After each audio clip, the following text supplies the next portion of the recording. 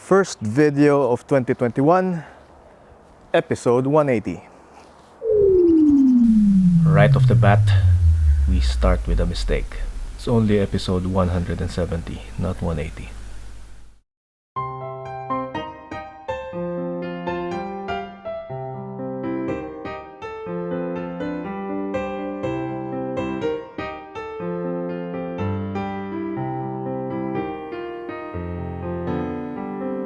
Let's plant. Yeah. Hello, welcome back. My channel is not quite dead yet, it's simply dormant. I know it's been quite a while since my last video. In fact, last I checked, the latest Let's Plant episode that I made was about 2 months ago, and the one before that was 5 months ago. Huge gaps in between. As most of you already know, I took a bit of a break. Well, a bit is an understatement. But basically, I haven't been producing, or at least I haven't been actively producing videos since September last year. Now, for those of you who didn't know or are quite new to this channel, basically up until September last year, 2020, I was posting videos very frequently, very regularly. But that rate, that frequency took a nosedive at September because coincidentally, that's when I was made redundant at my previous job. At that point, I was out of a job and I felt that I could definitely use some break, and that also included my hobbies such as, this whole filming, YouTube, vlogging thing. But all is well in the world now because I took a new role back in November, towards the end of November, and I am with this company for almost 2 months now. And I must say, I'm really enjoying this new job. Unlike the previous job, some of my current colleagues know about this whole side gig, my whole YouTube gardening thing. Or at least some of them, the ones I have been directly working with. We were just talking about some of the things we do outside of work, and I just let out that I do gardening and film it, YouTube channel, the whole thing. So if you're one of my colleagues and you just happen to be watching this, then hi, I'll see you in the next stand-up. But long story short, I am much happier where I am now compared to where I was half a year ago. I really enjoy the way we are doing things right now, the way we work, the way we interact, the way we collaborate, and it's so much different. The old job and the new job are worlds apart. So I think I'll leave it at that because I am now just being very repetitive. TLDR, I'm enjoying it. But enough about work. You're here for my garden, so let me show you what's happening.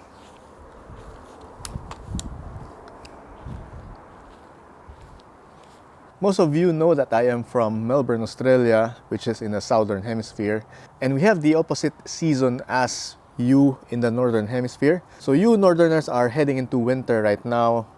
We are currently in summer. This year's summer is quite weird though, unlike the previous summer in 2020 where we had bushfires. It's already January, we are halfway through summer, and we surprisingly didn't have that much heat waves. I think we only had about a couple of heat waves so far for the entire summer. Maybe just one or 2 days where we had something over 40 degrees Celsius ambient. So I'm not really sure what's going on. It feels like we're skipping summer and going straight into autumn, which to me is quite cool because autumn is my favorite season. The plants get very brilliant. They get much of their colors during autumn. So yeah, it makes for nice photos and videos, as you can clearly see. Let me show you what's happening. Compared to the last episode, the main thing that changed is that I reattached the shade cloth. In case you're wondering, I'm right here. So this shade cloth is a quick attach system that I developed. Basically, I punched some holes and placed some ringlets or eyelets into the cloth itself, and I affixed some hooks onto the pergola that I built. That way, the whole process of attaching or detaching the shade cloth just takes a couple minutes. literally. But for now, I'm going to keep the shade cloth on because it's still summer and, you know, the weather here can be quite unpredictable. And it's going to stay on until we consistently get to below 40 degrees or below 30 degrees daytime average temperatures. Of all the sections in the garden, this is my favorite one. Behind me is what I call the Philippines. It's basically a display area for my large, freely and carunculated echeveria. So these things right here. If you've been following my content for quite a while now, you definitely know that I'm a huge echeveria collector. And the main types of echeveria that I collect are those that get really large, and these are mostly Gibiflora hybrids. If you look closely, a lot of things have changed in the Philippines. The last time I was working on this, I was filling up the gaps with some sempervivum, some sedums, and various types of ground cover. And if you have a look around, things are starting to spread. Now, there are a lot of things that I would like to do on this section as far as maintenance is concerned. One of the main things that I've been doing for the past few weeks is simply just removing dead leaves, discarding them, and making sure there's enough airflow underneath. Because as most of you already know, that would mitigate water retention, moisture retention, which would often lead into fungal infestation and rot. You would see that a lot of these echeverias are getting quite leggy, and I'm leaving them as is for now because it is their growing season. And in fact, you would see some of them with turkey necks such as this one. This is actually one of those that almost died back in winter from frost, from fungus, and a bunch of other infections. So I would need to reset this one. Basically, I would be pulling it out, chopping the head off, because if you look closely, roots are starting to form, to grow along the stem. The base is getting blackish, which means that it's quite dead down there. So clearly, a reset is in order.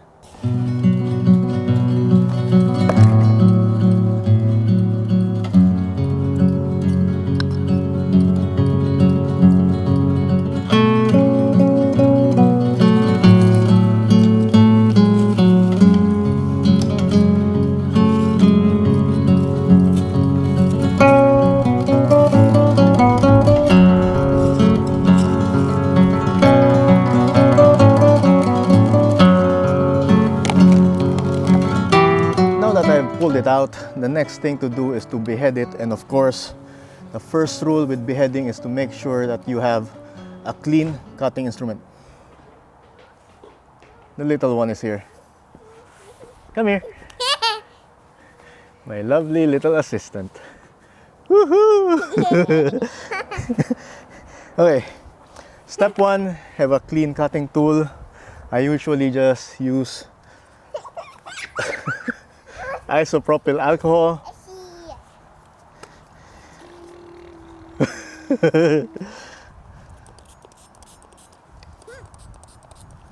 Step two is to wipe it off. I don't have a clean cloth, so a paper towel will do. And now that we have a clean cutting instrument, we can proceed to the actual cutting. Now, I'm sure you've already seen this at least once, tips on how to behead or chop your succulents. I generally go for, as high as I can possibly go. So in this case, just below the lowest.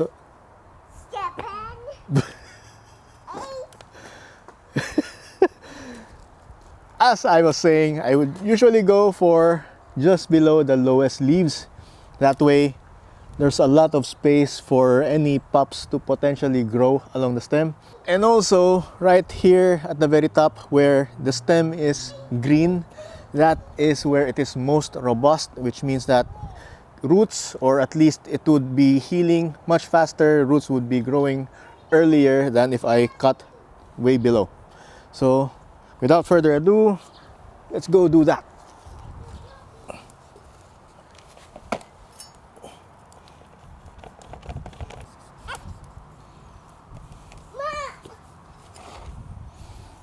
Now, after doing the cut, many people like applying some antifungals in powder form, just to keep things dry. I generally do not bother. I just make sure to keep this somewhere under cover somewhere where it could get really dry. And luckily for me, I have my grow tent. So I might just be placing it in there for a few days, let it dry out. And once they're dry enough, I'll be moving them out again, exposed to the outdoor atmosphere, the outdoor air, which is much more humid compared to inside the grow tent. And that's it for this one. Let's move on to the next bit.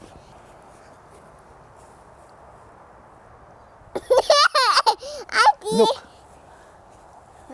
Huh? What's that? It's a camera. Yes. Yes. Let me put on the camel. Oh, wow, wow. Oh, you're so heavy. Ay, ay, ay. Ay, ay, ay. So something that I usually like doing in summer Yeah. is chopping off. So something that I tend to do every summer is to chop off. Yeah. So something else that I tend to do in summer is to chop off flower stalks. The reason that I do that is, as you know, the flowers attract pollinators and most of the pollinators are insects. Basically, this is a way for me to isolate the plant from the insects by physically putting them apart. And this also comes with Daddy, the what's that, Daddy? grass. No, this is tall grass. Yeah, tall grass. Yeah. Daddy, it's seaweed, Daddy. It's Like a seaweed, yes. This also comes with the added bonus that you could potentially propagate the hard to propagate plants, especially the solitary rosette echeverias. I have a lot of videos to prove it and a lot of pops to show for it. So propagation via flower stalks is my method of choice because it poses less of a hassle compared to plucking out individual leaves, and the success rate for leaves when it comes to large freely carunculated plants is really low. And since those are the types of plants that I collect, it just makes sense that I use flower stalks. Hi, Daddy. Tan, tan, tan, ran, tan, tan, tan, tan, tan, ran, tan, tan.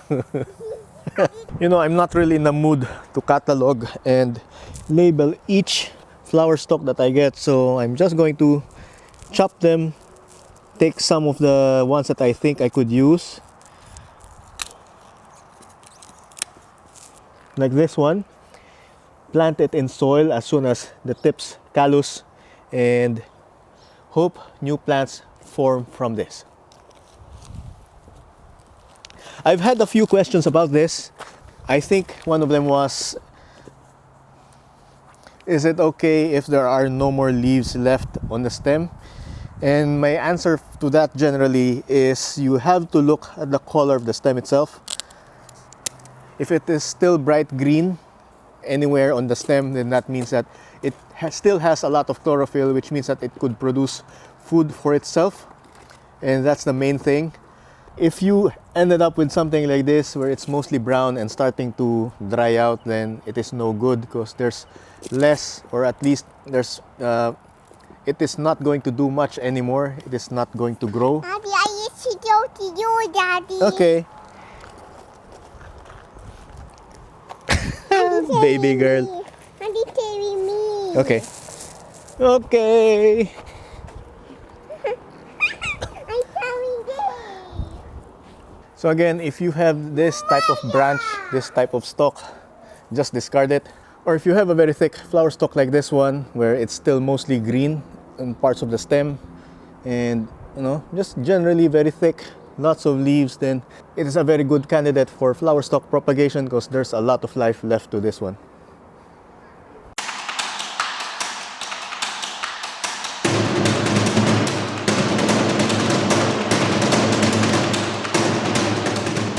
There are many reasons why it's a good idea to chop off flower stalks. I've already given you a few. One is propagation. The second would be to isolate it from the main plant, since, as you know, insects are attracted to the flowers, to the nectar, and they could potentially deal some damage on the main plants. Another reason is that it is a matter of economics. By removing the flower stalks, the main plant now no longer has to divert some of the nutrition, some of the energy into growing flowers and seed production. Instead, it is focused on the main plant, and the main plant would be growing much faster than it would otherwise have with the leaves, with the flower stalks still attached. And Generally, from an aesthetics point of view, echeveria flowers are not that spectacular anyway, and you know, the leaves, the rosette themselves are already looking good. Having some flower stalks around them just makes things look very unorganized, messy, and something that many people overlook unless you are the type who brings plants into competitions is that for echeveria at least, a huge flower stalk would deform the plant itself, so it would no longer grow as regularly as it would normally do without the flowers. Because to be honest, the flower stalks, especially when they come from below, they tend to push against the leaves, and the leaves will be growing this way. This means that the leaves are not opening up wide, they are not growing according to their correct shape. Generally, with things like this, you would like to remove the flower stalks that are coming out from the bottom and instead just leave the ones that are up at the top, because those ones at the top are less likely to deform the plant. They are already at the top. Another great part about keeping the flowers isolated from the main plant is that you could have all of these flowers in one part of the garden. You could still have the bees and other pollinators enjoy the flowers without risking any damage onto your main plants. And for those of you who have a pesticide and fungicide regimen, this means that anything that you apply to the plant would less likely affect the bees, because there's no way that these chemicals would be distributed onto the flowers. In fact, some of these flower stalks have aphids on the flowers themselves, and I don't mind. The flower stalk is already separate from the main plant, so anything that happens to this flower stalk would not affect the main plant anymore, as long as I remember to keep this away from the main plant. Again, in terms of propagation, I am only going to keep the ones that are very thick. The thinner ones would be discarded, such as this one. No, not that one. This one. There might be a few more here. This, and this. The rest of these stalks are still viable for propagation. So for now, like the rosette that I chopped just now, I am going to place all of this inside my grow tent for them to callus over without being exposed to outside humidity. And in a few days, I would be repotting them, placing them in individual pots, and hopefully they still catch enough of the summer conditions for them to grow, because these things, they really love moderately warm. And as you've seen with the plants behind me, these things really take off and grow during summer, as long as you have the shade cloth on top of them. There's a couple more thin ones here. And without further ado, let's put this away, move them into the grow tent, and let's call it a day. To make it very easy, I'm just going to lay them at the very bottom rack near the floor. That way they are not at risk of burning off under the grow lights. And yeah, I haven't shown you this, but this is where I placed the echeveria, the leggy echeveria that I cut off just now, the beheaded one. Here's the stump, here's the head. I'm going to keep them here for a few days and wait until they start, or at least until the cuts have fully healed. And by then I would be replanting both of them on two separate pots. Yeah. There are many other things that I would love to show you, but unfortunately it's getting dark now. So this will have to do for this episode, and I'll see you in the next one. Bye.